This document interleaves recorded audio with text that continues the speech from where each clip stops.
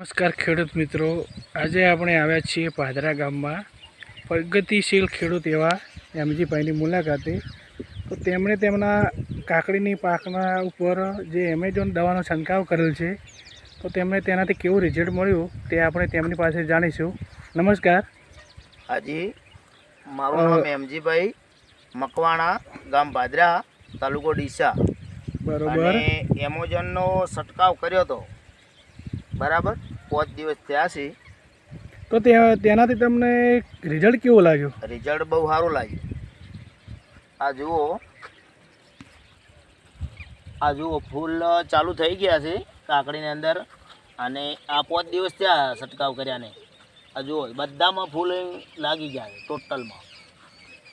જુઓ, ખૂબ સરસ. તો તમે બીજા અન્ય ખેડૂતોને શું ભલામણ કરી શકો?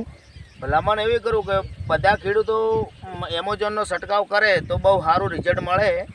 અને રિઝલ્ટમાં બહુ સારું છે બીજી દવા કરતી. એમેઝોનમાં 5 દિવસ પછી તમને રિઝલ્ટ મળશે.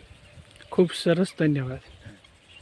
નમસ્કાર ખેડૂત મિત્રો, આજે આપણે આવ્યા છીએ પાદરા ગામમાં પ્રગતિશીલ ખેડૂત એવા એમજીભાઈની મુલાકાતે.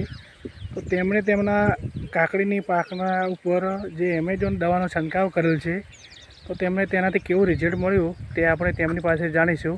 નમસ્કાર. હાજી, મારું નામ એમજીભાઈ, મકવાણા, ગામ પાદરા, તાલુકો ડીસા. બરોબર. અને એમેઝોનનો છંટકાવ કર્યો હતો, બરાબર 5 દિવસ થયા છે. તો તેનાથી તમને રિઝલ્ટ કેવું લાગ્યું? રિઝલ્ટ બહુ સારું લાગ્યું. આ જુઓ ફૂલ ચાલુ થઈ ગયા છે કાકડીની અંદર. અને આ 5 દિવસ થયા છંટકાવ કર્યાને. આ જુઓ બધામાં ફૂલ લાગી ગયા છે ટોટલમાં.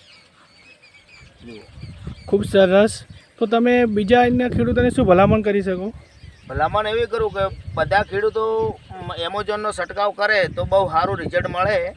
અને રિઝલ્ટમાં બહુ સારું છે બીજી દવા કરતી. એમેઝોનમાં 5 દિવસ પછી તમને રિઝલ્ટ મળશે. ખૂબ સરસ, ધન્યવાદ.